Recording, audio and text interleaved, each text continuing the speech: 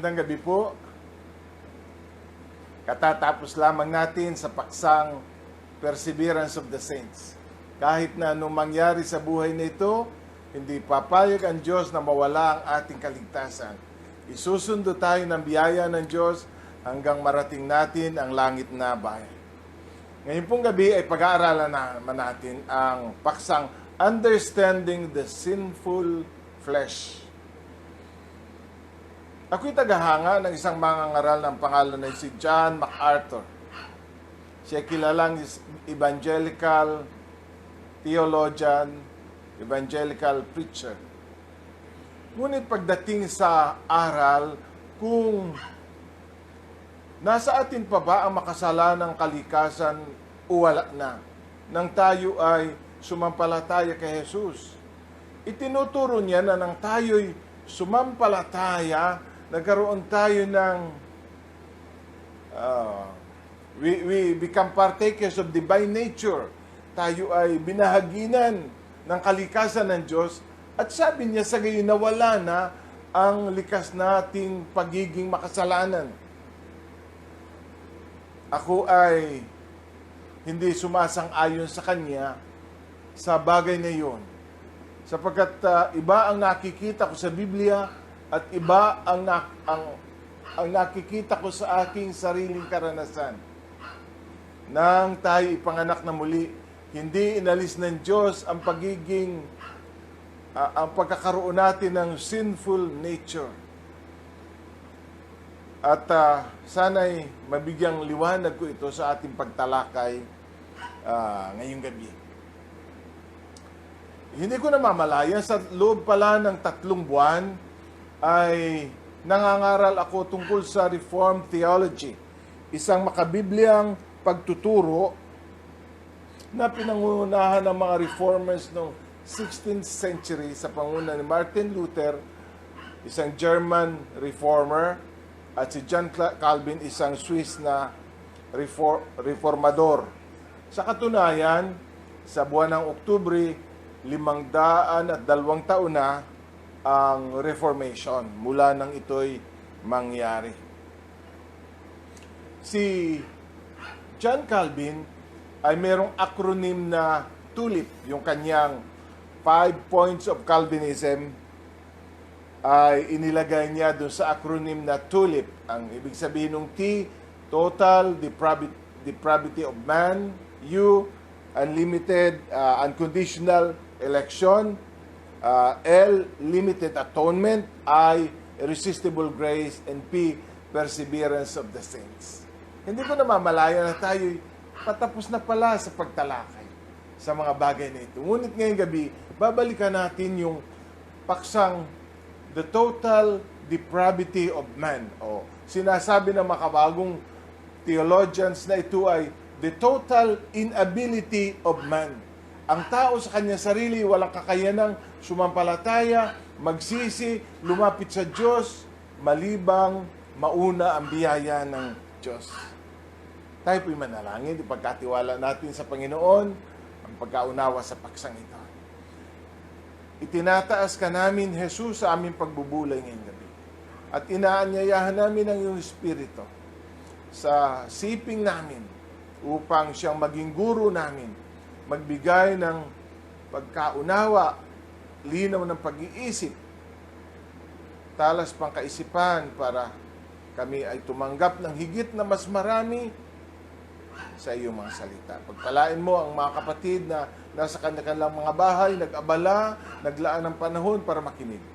Ipagpala ninyo sa kanila ang gabing ito, Panginoon, para sa ganap nilang ikatututo at nang mapanindigan nila ang pananampalataya at may bahagi din naman nila sa iba. Ito po ang aking dalangin sa pangalan ni Jesus. Amen. Magandang gabi po ulit sa inyo lahat. Kung nagiging pagpapala sa inyo ang ating pagbubulay, huwag po kayong magsasawang ipag-imbita ito sa inyong mga kaibigan, i-share. Pagkatapos, bago tayo magwakas mamaya, isulat ninyo ang pinaka-importanting katotohanan na inyong natutunan ngayong gabi. Gamitin po natin ang comment section. Walang duda na ang kasalanan ay pumasok sa sanlibutan sa pamamagitan ng kasalanan ni Adan. kung papaano ito nagpasalin-salin sa lahat ng mga anak at inapo niya hanggang sa ang makasalanang kalikasan yon ay makarating sa atin, ay hindi ganap na ipaniwaliwanag ng banal na kasulatan. Kaya may mga pagtatalo ng kasalanan ika ay hindi maaaring ipasa. Pero ramdam natin ang Biblia at ang karanasan ang nagsasabi na talagang nasa atin pa ang makasalanang kalikasan, mananampalataya man tayo o hindi. Para ilarawan ito, ay gusto kong ibahagi ang kwento ni Joni Eareckson Tada na naaksidente sa isang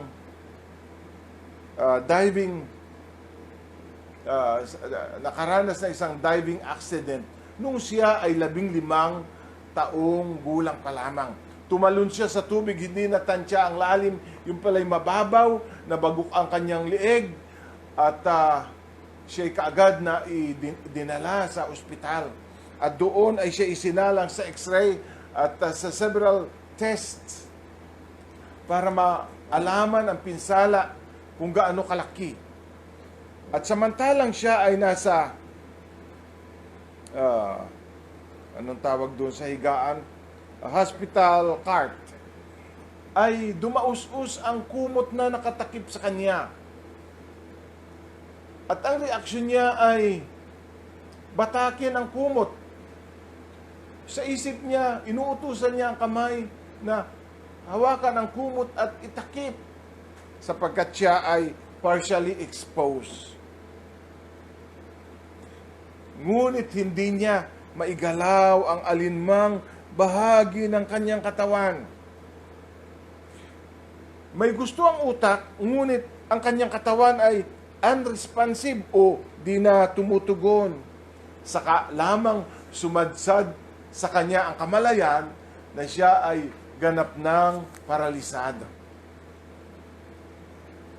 Ang frustration na yan, in a spiritual sense, ay naranasan din ni Pablo. Babasahin ko ang Roma 7:14 para maintindihan natin ang frustration ni Pablo samantalang nais niyang gumawa ng mabuti, ngunit ang kanyang sarili tila unresponsive pagdating sa bagay na ito. Sa verse 14, alam natin na espiritual ang kautusan, ngunit ako'y makalaman at alipin ng kasalanan. Hindi ko maunawaan ang aking sarili, sapagkat hindi ko ginagawa ang ibig ko, bagkus ang bagay na kinasusuklaman ko, ang siya kong ginagawa. Ngayon, kung ginagawa ko ang hindi ko ibig, sinasang-ayunan ko na mabuti ang kautusan. Kaya't hindi na ako ang may kagagawan yon, kundi ang kasalanan nananahan sa akin. Alam kong walang mabuting bagay ang nananahan sa akin. Ibig kong sabihin sa aking katawang makalaman, kayang-kaya kong magnasa ng mabuti, hindi ko lang magawa ang mabuting ninanasa ko, sapagkat hindi ko na ginagawa ang mabuting ibig ko, kundi ang masamang hindi ko ibig ang siya kong ginagawa. Kung ginagawa ko ang hindi ko ibig, hindi na ako ang may kagagawa nito, kundi ang kasalanang nananahan sa akin. Ito ang natuklasan ko. Ito ang natuklasan ko kapag ibig kong gumawa ng mabuti, ang masama ay malapit sa akin. Sa kaibuturan ng aking puso, ako'y nalulugod sa kautusan ng Diyos. Subalit nararamdaman kong may ibang tuntunin sa mga bahagi ng aking katawan. At ito'y salungat sa tuntunin ng aking isip. Dahil dito ako'y naalipin ng kasalanang nananahan sa bahagi ng aking katawan. Kahabag-habag ako, kahabag-habag ang kalagayan ko. Sinong magliligtas sa akin sa katawang itong nagdudulot sa akin ng kamatayan? Pansinin niyo sa verse 14, ako'y makalaman at alipin ng kasalanan. Hindi ko maunawaan ang aking sarili, sapagkat hindi ko ginagawa ang ibig ko, bagkus ang mga bagay na kinasusuklaman ko, ang siya kong ginagawa. Tatawagin ko itong moral paralysis. Sa isip ni Pablo, alam niya ang mabuti. Sa isip ni Pablo, gusto niyang gawin ang mabuti. Ngunit merong isang kapangyarihang pumipigil sa kanya para gawin ang mabuti. Ayaw sumunod ng kanyang sarili sa inaadikta ng kanyang isip. Ngunit hindi ko sasabihin yun na total paralysis. Kasi pag daw sa masama, nagagawa niya. Pag sa mabuti, hindi niya magawa. Hindi ba? Kapag ka mabuti, paralisado siya. Pero pag masama, parang ang dali-dali niyang gawin. Hindi na niya kailangan pilitin. Pag mabuti, kailangan niyang pilitin ang kanyang sarili, ngunit bahagya pa niya itong magawa. Ang kanyang katawan ay madaling tumugon sa masama, ngunit mabagal tumugon sa mabuti. Kaya hindi niya magawa ang nais niyang gawin. Ito ang sabi niya, ako'y alipin. Nasa ilalim ng ang kasalanan ang may kapangyarihan sa akin upang masunod. Sunod-sunuran ako sa aking makalamang pagnanais. Sabi niya sa verse 16, hindi ko maunawaan ang aking sarili, sapagkat hindi ko ginagawa ang ibig ko, bagkus ang mga bagay na kinasusuklaman ko, ang siya kong ginagawa. Sunod-sunuran ako sa mga bagay na ayaw ko, kaya di ko magawa ang mabuting nais ko. Naunawaan ba ninyo ang moral paralysis? Datapwat, verse 23 sa Lumang Salin, datapwat nakikita ko na may ibang kautusan sa aking mga sangkap na nakikipagbaka laban sa kautusan ng aking isip at dinadala akong bihag sa ilalim ng kautusan ng kasalanan na nasa aking mga sangkap. Within him, sabi ni Pablo, merong ibang kapangyarihan na gumagalaw at naghahari at nagnanais na siyang kumontrol. Kaya sa verse 14 may binabanggit si Pablo na law of God. Sa verse 23 binabanggit naman niya yung law of sin. Law of sin. Mga kapatid, hindi ito pag sinabing law, hindi ito isang bagay na haka-haka lamang, uguni lamang, kundi ito isang batas, isang tuntunin na hanggat nariyan ay sumasaklaw sa lahat sa atin. Kaya dalawang tuntunin na nagnanais na masunod. Nagagalak ako, verse 22, sa kautusan ng Diyos, ngunit nararamdaman kong may ibang tuntunin sa mga bahagi ng aking katawan na salungat, guhitan ninyo yung salungat, sa tuntunin ng aking isip. Sa makatuwid, yung isip ni Pablo na pinagliwanag na ng Banal na Espiritu, ay kinakalaban naman nung tuntunin nung law of sin. Kaya sabi niya, kabag-habag ako. Sapagkat natatalo ako nung batas ng kasalanan, nung kung tawagin ko'y sinful nature, yun ay malakas, inaanod ako, dinadala ako. It's a law. Alam po ba ninyo yung law of gravity? Meron siyang hatak. Meron siyang, pag binitawan mo, kaagad siyang babagsak kasi may hatak po yung lupang tinutungtungan natin. Kaya lahat ng bagay na ihagis mo sa langit, hihigupin uli niya pabalik. That's a law. Para maintindihan natin ang kasalanan, tinatawag ito sa Biblia ang law of sin. Ito'y may kapangyarihang hatakin tayo na parang isang gravity. Kailangan kang, halimbawa, yung law of gravity, kailangan kong umalis dito. Kailangan kong pumunta doon sa langit. Halimbawa, yung mga nasa space station, kapag itinaktak nila ang kape sa kanilang tasa, yun ay mananatiling nakalutang. Kaya itaktak mo ang kape, pwede mong higupin yun na suspended in the air. Kasi walang gravity. Kaya natutuwa tayo na pagdating natin sa langit, hindi na tayo saklaw ng law of sin. Wala nang hatak ang kasalanan. Kaya nananabik akong makarating doon sa isang lugar na wala nang paghahari ng kasalanan sa aking katawan. Ngunit habang tayo narito sa katawang ito, nasasaklaw tayo ng batas ng kasalanan. At yun ay nagpipilit na maghari, kahit ngayong Kristiyano na tayo, kahit pinaghaharian na tayo ng Espiritu ni Kristo. Ramdam na ramdam ni Pablo ang lakas na yon ng kasalanan.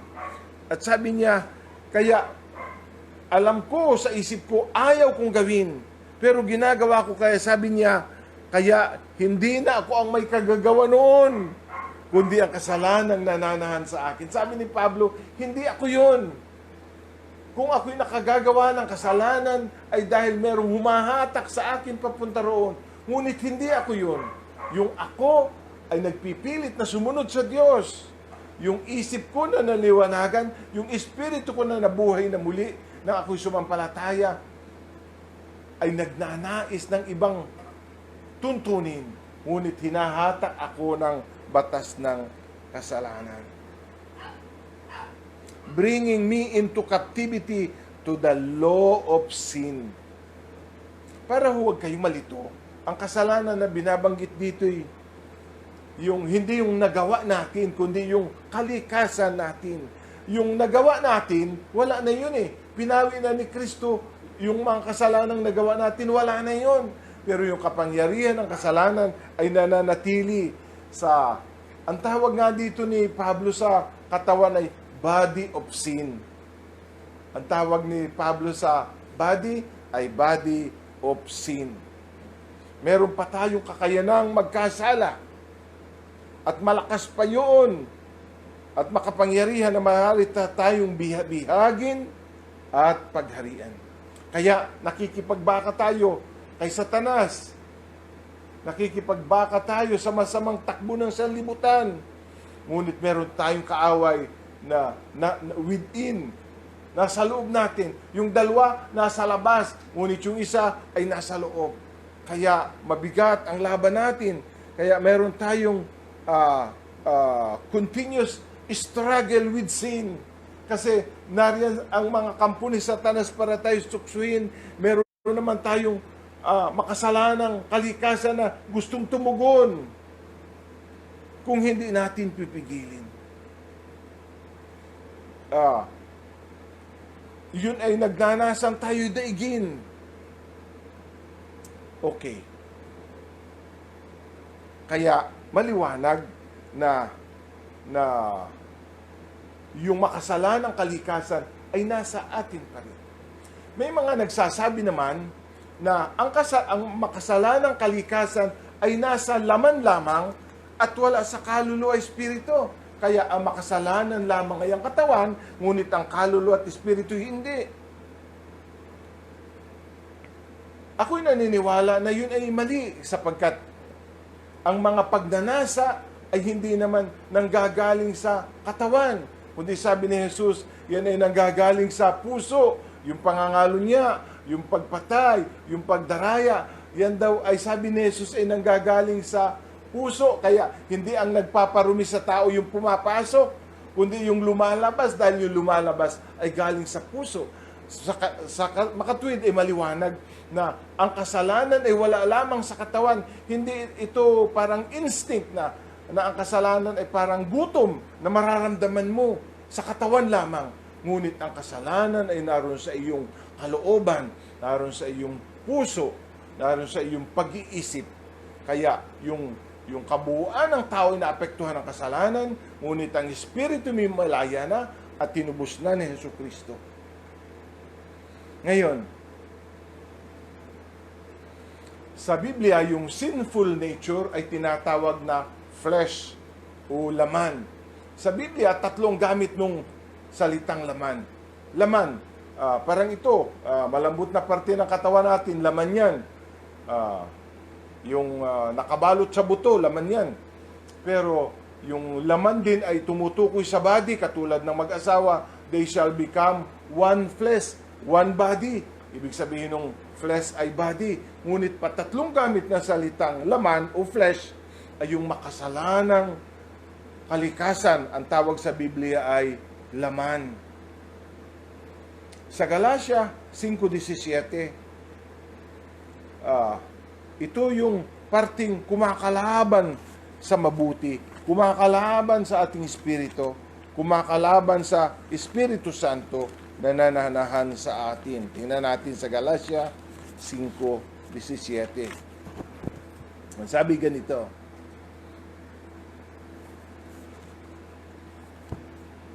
sapagkat ang pita ng laman ay laban sa mga ninanasa ng Espiritu, at ang mga ninanasa ng Espiritu'y laban sa mga pita ng laman. Kasi kaya yung laman, yun ay laban sa gusto ng Espiritu. Kaya yung laman na yun, buhay na buhay yun. Kasi sabi sa Biblia, ang mga gawa ng laman, sa makatwid ito'y buhay na buhay, kumikilos at gumagawa sa buhay natin. Yan ay buhay na buhay sa atin. Yung sinful nature ay buhay na buhay. Sa ating isip, sa ating puso, at sa ating kalooban. Ngayon, sa hindi mananampalataya, hindi niya kalaban ang laman. Ang kalaban ng hindi mananampalataya ay ang Diyos. Sinabi ng Biblia na yung wala kay Kristo ay mga kaaway ng Diyos. Ngunit sa mananampalataya, hindi na Diyos ang kaaway natin. Ang kaaway natin ay yung sinful flesh, yung sinful nature. Yun ang ating kalaban. At yun ang kumakalaban sa lahat ng mabuti na inilalagay ng Diyos sa ating buhay. Kaya, yun ay kalaban ng espiritu mo.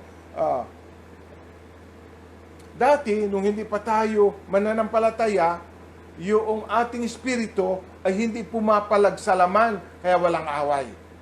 Ngunit nung mananampalataya na tayo, ang ating espiritu ay pumapalag sa gusto ng laman. Kaya merong anong tawag dyan? Paglalaban. Merong paglalaban. Yung bagong pagkatao at yung lumang pagkatao na kinakatawan ng makasalanang kalikasan. Kaya yung ating espiritu, yung renewed man, ay lumalaban sa laman. Ngunit ang laman, bagamat maaaring talunin, ay palaging nagigiit ng kanyang sarili para siya ang masunod.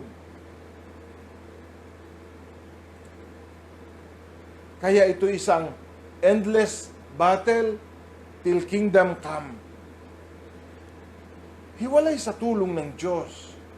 Hindi tayo mananaig sa laman. Kaya sabi ni Pablo, kawawa ako, napapahamak ako.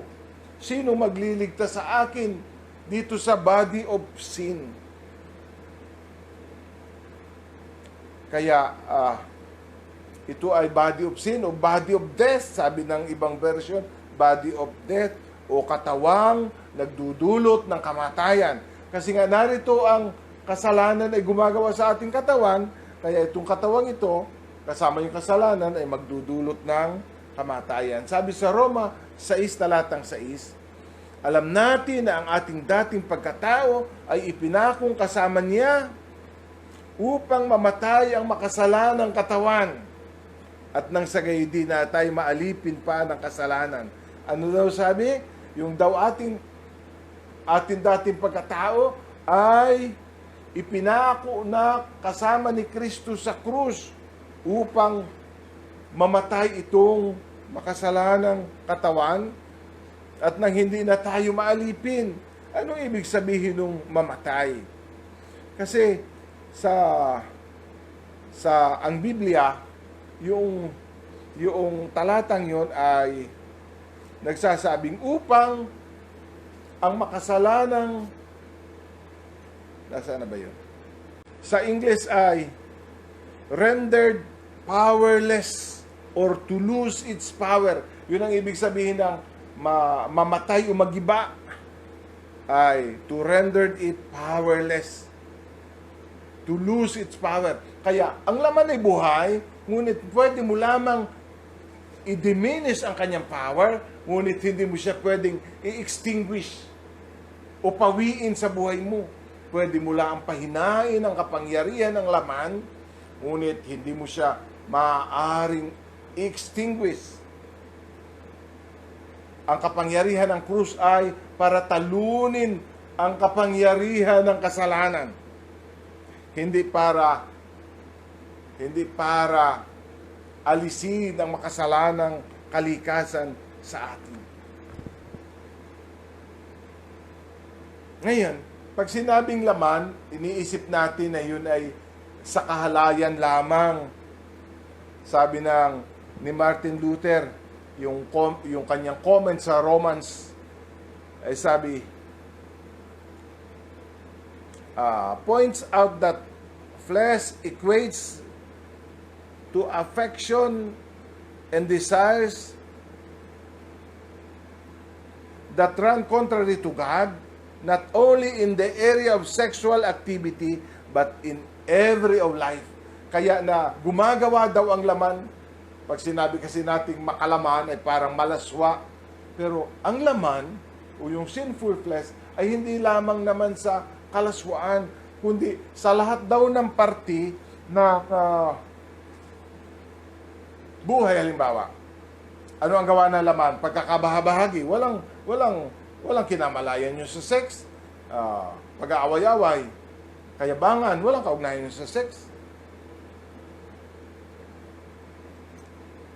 Si Pastor Bobeck ay nagsabi, the flesh is a built-in law of failure. Ang tawag niya dun sa laman ay built-in law of failure. Make it impossible for natural man to please or to serve God. Sinabi ko sa inyo kanina na pagka merong isang bagay na napaka-importante na natutunan ninyo, i-type ninyo dun sa section, comment section. Sabi pa, flesh, it is compulsive inner force inherited from man's fall, which expresses itself in general and specific rebellion against God, against righteousness of God. Kaya yung laman daw ay yung isang lakas na masyadong compulsive na minana natin sa pagkakasala ng ating mga magulang. Kaya ito yung parting lumalaban sa Diyos. Ito yung parting naghihimagsik sa Diyos. Ito yung parting palaging nalaban at napalag sa Espiritu Santo. Ang laman ay yung tumatanggi kapag tayo'y pinagsasabihan. Ito yung umaalma kapag tayo'y sinasaway. Ang laman ay yung parte na ayaw magpaturo, ayaw magpatuwid. Ang laman ay laban sa anumang uri ng koreksyon. Ang laman ay yung parte ng sariling gustong laging masunod at maghari at kumontrol sa ating buhay at kinabukasan. Yan ay laman. Yung laman ay yun ang parte nating nagagalak sa masama, at ang laman ay yung bahagi natin na nagdiriwang sa kapahamakan ng iba.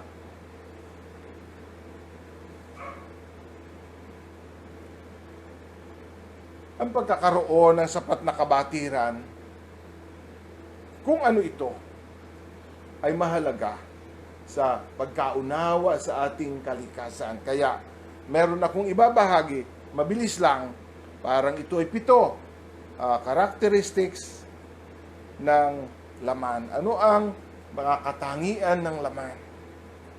Una,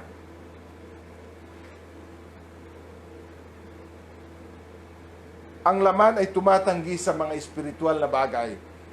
The flesh rejects spiritual things. Sabi ni Jesus sa John 6:63, the Spirit gives life, the flesh counts for nothing.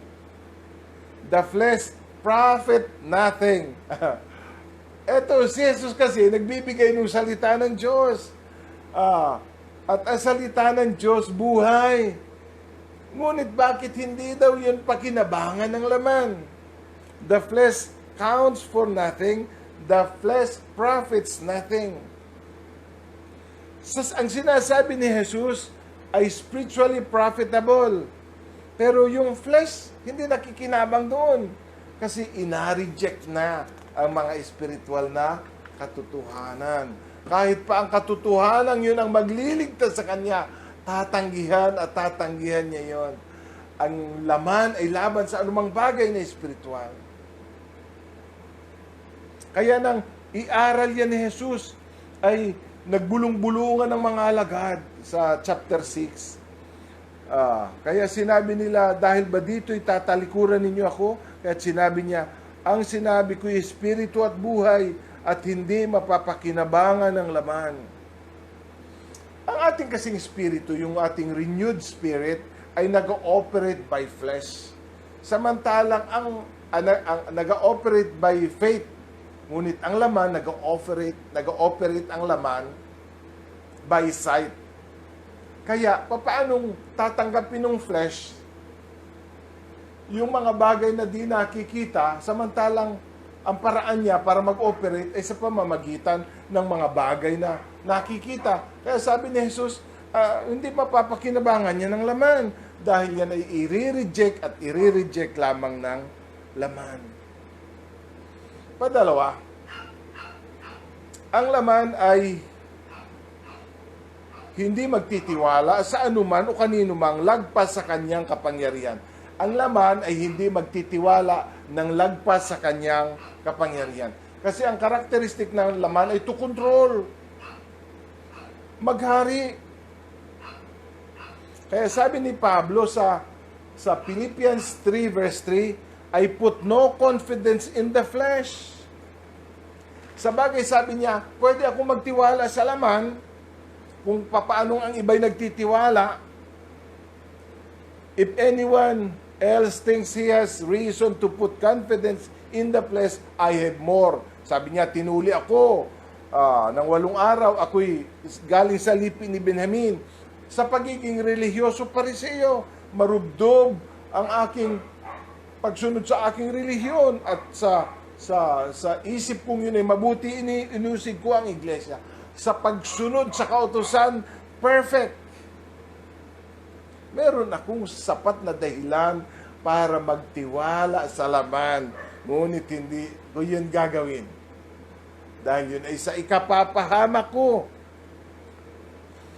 Kapag tatay na nahaharap sa hamon, namimili naman tayo kung saan tayo sasandal. Hindi ba? Saan ba mas madaling manalig? Ang totoo, mas madaling manalig dun sa laman. Kasi yung laman, para bang nahahawakan mo. Sa laman, ang mga bagay ay gusto mong kontrolin. Ang problema, kapag hindi mo naman makontrol, dadalhin ka naman ito sa pagkabalisa. Kaya ang pagkabalisa ay gawa ng laman. Hindi siya gawa ng espiritu. Kasi nga, ang laman gustong kontrolin ang mga bagay-bagay. Ay yung mga carnal na Christian, hindi nila namamalayan, hindi na sila nagtitiwala sa Diyos, kundi sa makasalanang kalikasan. Ang laman, ang makasalanang kalikasan kailanman ay hindi maaaring maglipat ng kanyang tiwala sa Diyos. Bakit? Dahil takot siyang maging impotent o maging powerless. Hindi ba? Pagka mamamatay ang laman kapag ang tiwala niya ililipat niya sa Diyos. Kaya ang laman at ang espiritu hindi maaaring magkasundo kailanman. Ang espiritu ay nakikipagbuno sa laman araw-araw kung sino ang masusunod. Kaya masyado ang tiwala ng laman sa sarili. Kaya siya ay nagmamapuri sa kanyang mga accomplishment. Kaya yung self-righteousness ay bunga ng laman. Siya ay work of the flesh. Pantatlo, the flesh hates to be told what to do. Yung katigasan, yan ang patatlong katangian na matigas siya. Ayaw magpaturo at nagagalit siya kapag dinidiktahan mo kung ano ang kanyang gagawin. Sa Romans 7 verse 5, noong tayo namumuhay pa ayon sa ating likas na pagkatao, laman, yun ang tawag, ang ating makasalanang pita na napukaw ng kautusan ang nag-udyok sa atin ng mga bagay na nagbubunga ng kamatayan. Napansin ba ninyo yung sinasabing masamang pita na napukaw ng kautusan? Nung walang kautusan, yung masamang pita tulog. Pero nung nung lumabas ang kautusan at sinabing bawal, aba siya ay bumangon. Ginamit sa English yung salitang arouse. Arouse. Parang nung walang kautusan, hindi naman pinapansin ang laman. Pero nung bawal na, bumangon siya at nagwala siya nung sinabing bawal. Lalong naudyukan ang laman na gawin yun dahil sa kautusan. Sabi nga nung panahon ng may liquor ban dito sa Mindoro, sabi ng mga manginginom, nung mahal ang alak, nung bawal ang alak, parang sumarap ang alak. Kung kailan mahal at hinuhuli, parang ang sarap niyang tunggain. Bakit? Kasi yung sinful flesh ay na-arouse. Kasi ang ayaw ng laman ay yung didiktahan mo siya at sasabihin mo sa kanya kung ano ang kanyang dapat gawin. Kaya ang kasalanan ay nagiging kapanapanabik. Halimbawa, yung sexual sin, yung mga may asawa na ay palihim na nagtatagpo at parang masarap gawin yun dahil kapag bawal talagang masarap gawin kasi pinapasarap yun ng bawal. Ginamit ng Biblia ang salitang arouse para maintindihan natin na ito ay naghihimagsik. Parang sinabi, wag hipuin at basa pa. Ay, lalapitan ng mga tao, titingnan nga kung basa pa ang pintura. Ang laman ay palaging palaban. Kaya yung anumang klase ng rebellion ay gawa ng laman. Kasi ang laman ay palaging lawless. There is a lawless element within us. Merong kalikasan tayong palaging gustong sumalangsang. Yun ay laman. Ang laman ay palaging mapaghimagsik. At ito ang ugat ng lahat ng pagsuway, kayabangan o tinatawag kong prideful attitude. Ito yung inahin ng lahat ng kasalanan. Kasi doon sa kanya, ito'y malala pa sa kanyang, ang sinful nature ay mas malala pa sa sin. Kasi yung sin, anak lamang. Yung sinful nature, yun ang inahin. Yun ang source, yun ang bukal. Ang laman ay di napapagod maghimagsik at hindi kailanman susuko. Sa patutuo ng Biblia,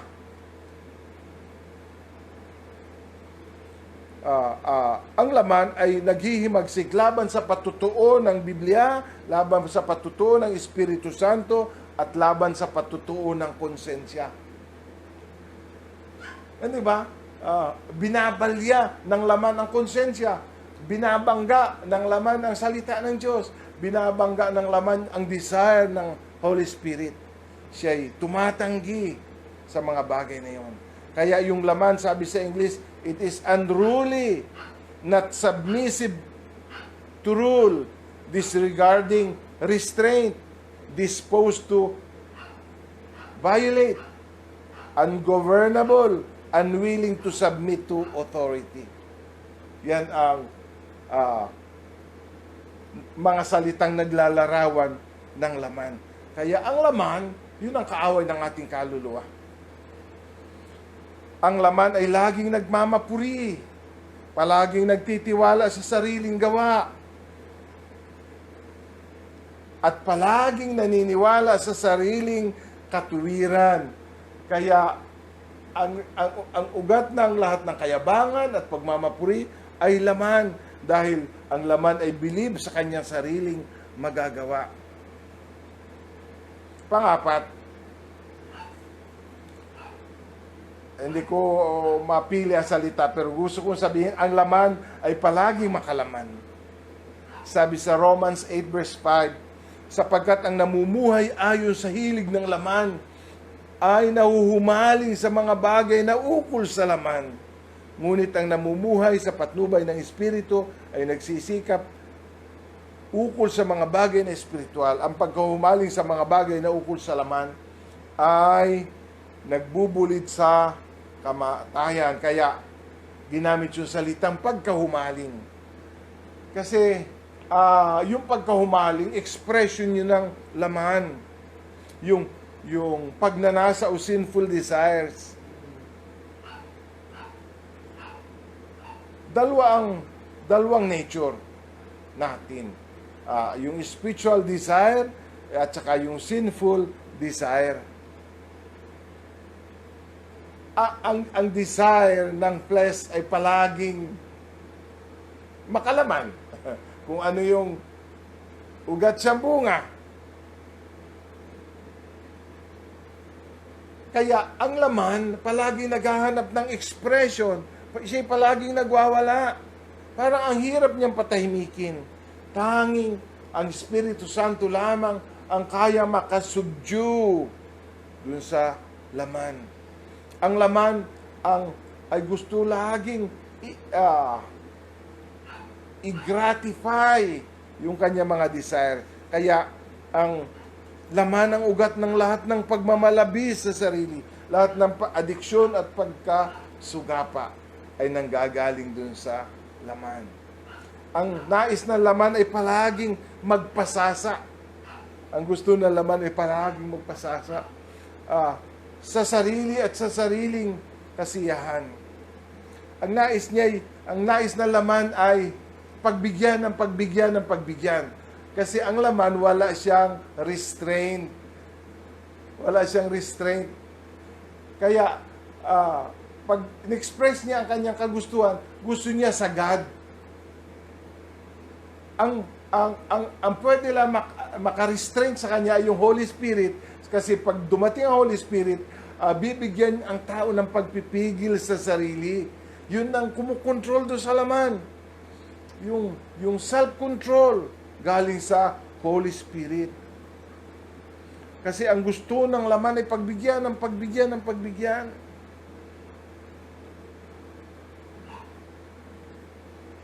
Ang tuon ng laman ay palaging sa sarili.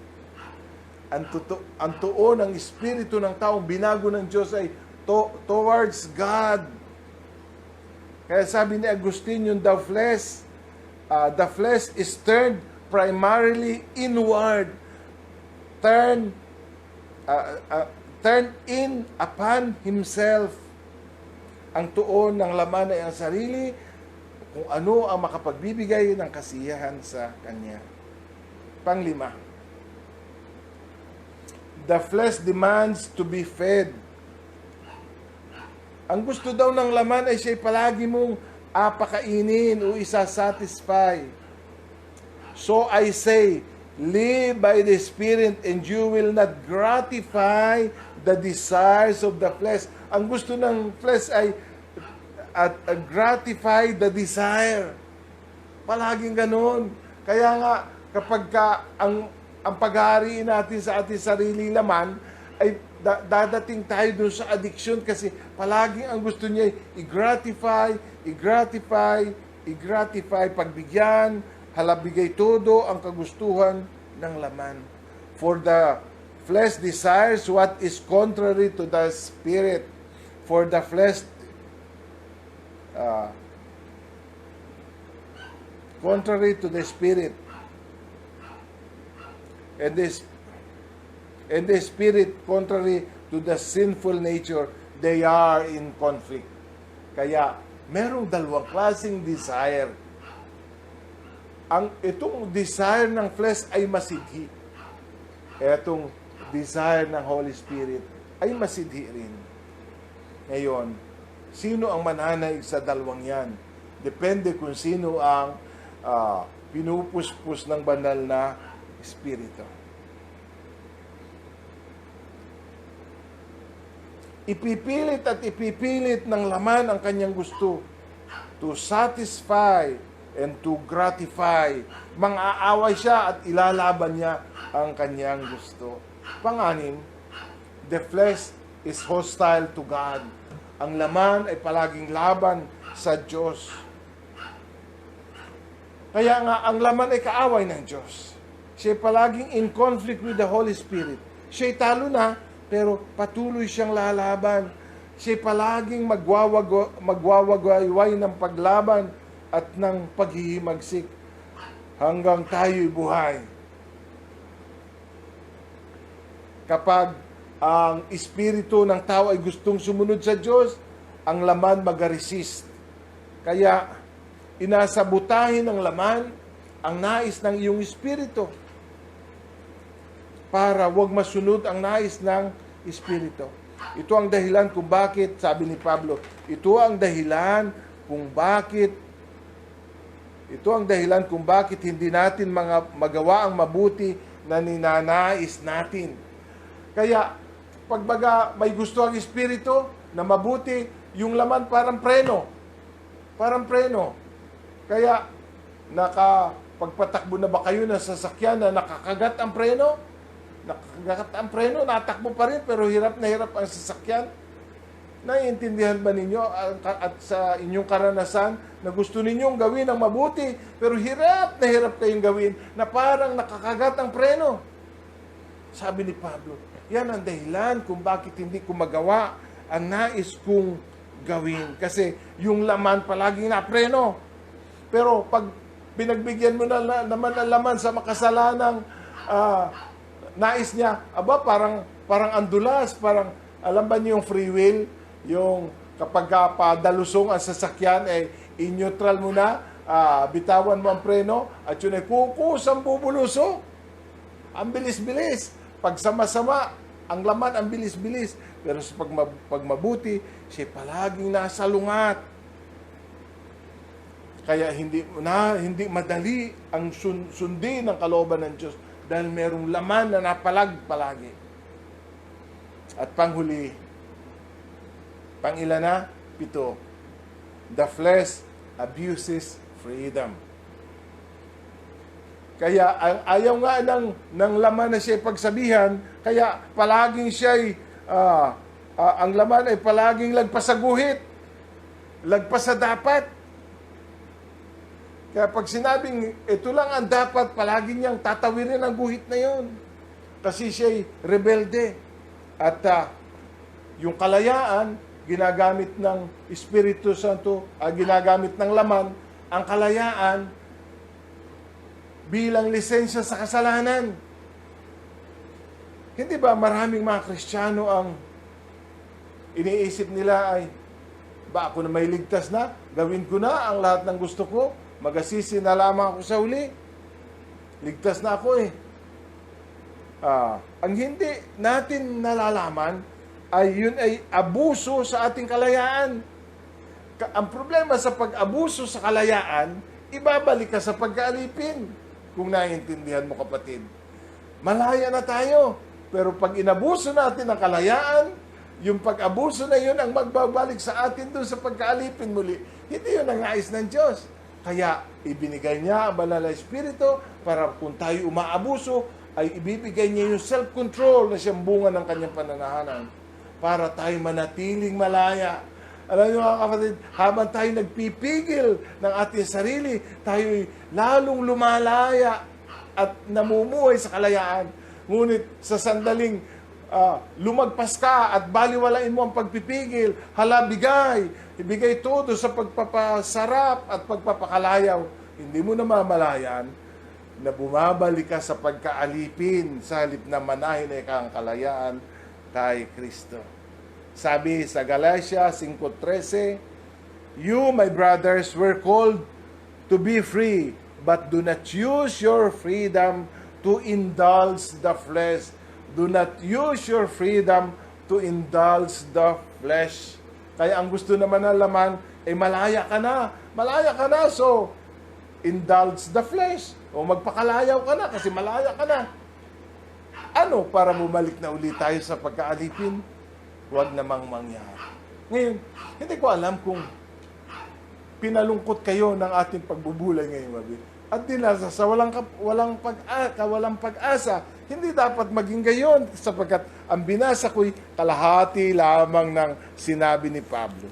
Babalik tayo sa Romans 7 verse 25.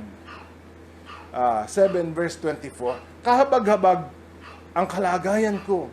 Sino ang magliligtas sa akin sa katawang ito na nagdudulot sa akin ng kamatayan? Yung body of death, sino daw ang magliligtas sa kanya sa body of death? Ang Diyos sa pamamagitan ni Kristo Jesus. Hindi pala naman tayo hopeless na sabihin ni Pablo, woe unto me, wretched I am. Sino ang magliligtas sa akin? Wala akong pag-asa, hindi. Sabi niya, salamat sa Diyos. May magliligtas sa akin, ang Diyos mismo sa pamamagitan ni Jesucristo. Kaya, may pag-asa, makapangyarihan man na laman, nasa atin naman si Kristo, at sabi ng banal na kasulatan, ang lahat ng bagay ay magagawa ko dahil sa tulong at lakas sa akin ni Kristo.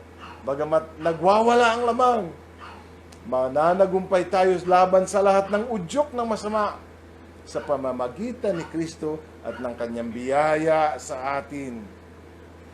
Alam mo ba na ikaw bilang anak ng Diyos ang maaari lamang makatalo sa masama sa pamamagitan ng kapangyarihan ni Kristo sumasa iyo? Yan naway magbigay sa iyo ng pag-asa para wag manghina ang loob. Tuloy lang ang laban, kapatid. Alam ko mabigat ang laban mo sa kasalanan. Ituloy mo ang laban, hindi ka nag-iisa. Ang lakas at tulong ni Kristo isa sa iyo. Ang kapangyarihang lumikha sa buong sanglibutan, ang kapangyarihang bumuhay na muli kay Jesus, ay ang the same na kapangyarihang gagapi sa masama sa iyo at sa aking buhay. Naway naging pagpapala ang salita ng Diyos na ito sa ating lahat ngayon. Hangad ko ang iyong pagtatagumpay. Ito po ang inyong Pastor Manny, naghahangad ng isang victorious Christian life para sa ating lahat sa buong kapatiran ng CLJC. Tayo po'y manalangin. Ama, naunawaan namin ang kapangyarihang ito'y buhay at tunay, ngunit higit kang buhay at tunay sa aming lahat ng mga sumasampalataya at nananalig sa iyo. Sino man sa mga kapatid ko ay dumadaan sa matinding struggle at pakikipagbaka sa masama. Inaabot ko siya ng panalangin sa gabing ito, anuman ang kanyang binabaka sa buhay. Higit kang mapagtagumpay sa buhay namin, Panginoon. Ikaw ang itinataas namin, kayo ang sinasampalatayanan namin. Sa pangalan ni Jesus. Amen. Pagpalain kayo ng Panginoon at ingatan kayo. Ilingap ng Panginoon ang kanyang mukha sa inyo at mahabag sa inyo. Paliwanagin ng Panginoon ang kanyang mukha sa inyo at bigyan kayo ng kapayapaan. Pastor Manny po muli ay nagpapaalam. Hanggang sa muli.